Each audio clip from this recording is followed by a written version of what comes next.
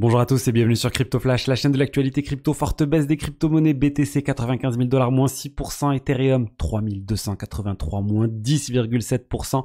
Le marché est en baisse d'environ 8 à 9%. Et il y a certaines cryptos qui sont encore en plus forte baisse. On peut citer notamment Solana, moins 12%, Dogecoin, moins 17,9%. Les altcoins vraiment prennent cher tout simplement. Cardano moins 15%. Bref, c'est assez fort comme chute, faut pas se mentir.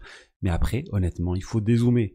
Et dans le cadre de l'histoire des crypto-monnaies, c'est rien du tout. Une baisse de 8 à 9% de tout le marché, c'est pas catastrophique. On en a connu des baisses beaucoup plus importantes. Si votre horizon d'investissement il est sur plusieurs mois, plusieurs années, ça ne change absolument rien pour vous. C'est une baisse, il y a de la volatilité, ça a été causé par la Fed, on en a parlé hier d'ailleurs dans la vidéo d'hier, il y a eu ce changement de discours de la Fed où les projections qui ont changé qui font en fait que la Fed ne prévoit plus que 2 baisses des taux directeurs en 2025 alors qu'initialement ils en prévoyaient 4. Donc ça a inquiété le marché boursier qui a chuté, les cryptos ont encore beaucoup plus chuté que le marché boursier, mais il y a une panique générale sur les marchés et c'est un réajustement qui peut être aussi tout à fait sain. Il y a eu une explosion avec la victoire de Donald Trump. Là, on est en train d'ajuster les choses et pour moi, ça va continuer de monter sur un horizon suffisamment lointain. Je ne suis pas du tout inquiet par cette chute. Et honnêtement, il n'y a vraiment pas de raison de paniquer. En tout cas, moi, je ne panique pas. C'est ma stratégie. Il y a eu une panique aussi sur les investisseurs crypto ETF. Les ETF ont connu une journée record de sortie d'argent de ces ETF spot Bitcoin. 680 millions de $ sont sortis de ces ETF, principalement Fidelity, Grayscale, Ark Invest qui ont perdu des centaines de millions de dollars. Mais étrangement, BlackRock n'a connu aucune sortie d'argent. Donc c'est assez fou de se dire qu'en gros, il y a eu autant de personnes qui sont rentrées, qui sont sorties lors de cette baisse pour l'ETF de BlackRock, même si les autres ont beaucoup baissé. Je vous rappelle, il y a toujours 50 €, jusqu'à 50 € à obtenir en BTC sur l'exchange Swissborg, le partenaire de la chaîne. Vous avez toutes les informations pour en profiter dans la description. Il y a plein de choses qui sont possibles sur Swissborg. Je vous en parlerai au cours des prochaines semaines. Je vous en ai déjà parlé un petit peu. L'achat des crypto-monnaies, les thématiques, l'intégration avec plein de protocoles de DeFi et Solana. Donc, n'hésitez pas, vous avez toutes les infos plus bas. Ensuite, nous allons parler de Phantom. Phantom, ils ont terminé de se rebrander, de changer de marque. Et là, ça passe sur Sonic. Sonic, la blockchain a été lancée. Cette blockchain beaucoup plus performante, qui est assez innovante en termes de la manière dont ils gèrent les performances. Ça fait quelque chose de très très très performant. Les gens vont pouvoir changer leur token Phantom contre des tokens S, qui va être le token de cette blockchain Sonic. Ils visent jusqu'à 10 000 transactions par seconde.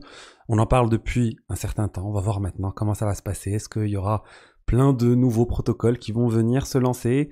Honnêtement, j'ai hâte de voir ce qui va sortir de tout ça. C'est André Cronje qui est derrière. On le connaît bien avec ces protocoles qui ont, pour certains, pas fonctionné, mais qui sont toujours très innovants. On rappelle Solidly, même si ça n'a pas marché, le DEX Solidly. Ensuite, on a Aerodrome et Vélodrome qui sont venus et qui ont copié le fonctionnement de Solidly en corrigeant certains points, en améliorant certains points. Et c'est des exchanges qui marchent, qui sont hyper utilisés. Regardez, Aerodrome sur Base, c'est l'exchange le plus utilisé sur la blockchain Base de Coinbase. Ensuite, on a Craig Wright qui se prétend être Satoshi Nakamoto depuis très longtemps. Il avait été condamné par la justice britannique à ne plus dire qu'il était Satoshi Nakamoto et ne pas porter plainte pour dire aux gens qu'il était Satoshi Nakamoto. Malgré ça, il l'a refait. Et du coup, il a été condamné à de la prison. Alors, selon les articles, on dit 1 à 2 ans de prison, mais en fait, c'est plus un avertissement pour dire si jamais il redit qu'il est le créateur du Bitcoin en utilisant ça pour porter plainte contre des personnes, et ben il va aller en prison, il va faire 1 à 2 ans de prison. Donc voilà, tant mieux qu'il arrête de nous casser les pieds avec ça. C'est très facile de prouver qu'on est Satoshi Nakamoto avec la cryptographie. Il ne l'a pas fait, il n'est pas Satoshi Nakamoto, point final. Ensuite, est-ce que vous vous rappelez de Bitfinex et du piratage de Bitfinex? Cet exchange a été piraté en 2016.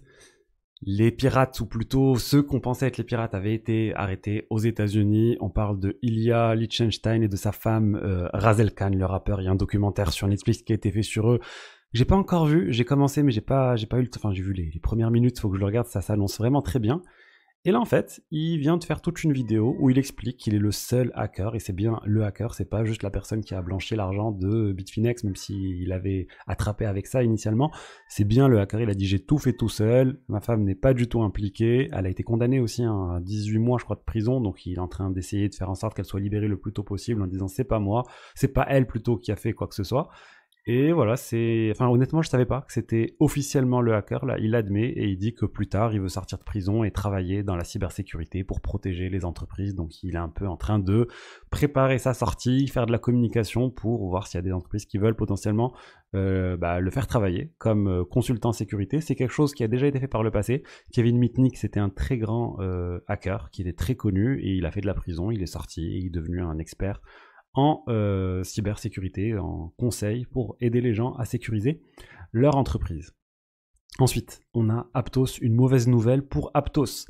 On a le cofondateur et le CEO d'Aptos, Moshek, qui quitte Aptos. Il a annoncé quitter Aptos. C'est quelqu'un qui avait développé Aptos. Il faisait même partie de Facebook à l'époque où ils essayaient de préparer Libra. Diem, bref, le projet qui n'a jamais vu le jour. Ensuite, il a créé Aptos. On connaît le succès d'Aptos.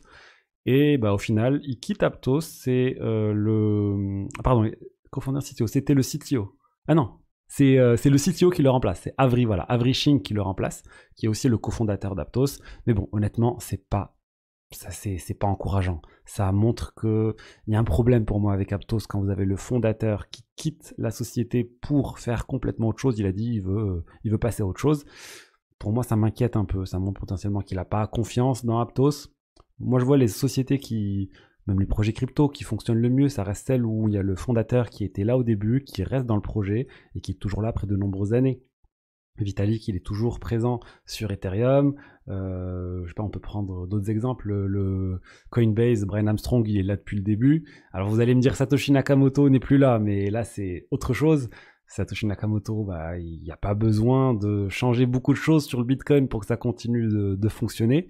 Et c'est aussi ce qui fait sa force. Mais bon, ce qui est assez inquiète aussi, le fait qu'il y ait ce fondateur qui ait $1 million qui est disparu, 1 million de Bitcoin ou autre qui est disparu.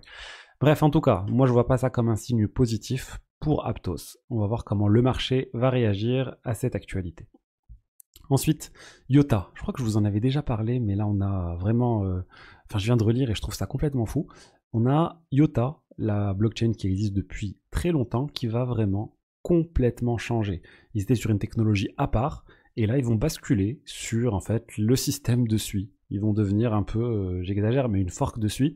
Ils vont ressembler beaucoup à ce protocole et ils abandonnent un peu tout ce qui était prévu initialement. Il y a plein de gens qui ont travaillé sur les mises à jour pour améliorer IOTA et là juste ils changent de tout au tout. Il y a un changement dans les tokenomics aussi. Ils vont émettre beaucoup de tokens qui vont aller à l'équipe. Bref, c'est vraiment inquiétant, je pense, pour l'avenir de IOTA. Et j'ai vu passer cette actualité aussi autour du Salvador. Je vous avais parlé aussi du fait qu'ils avaient accepté un prêt du FMI et pour faire ça, ils devaient en fait arrêter un certain nombre de choses liées au BTC, telles que rendre l'acceptation du BTC obligatoire par les commerces.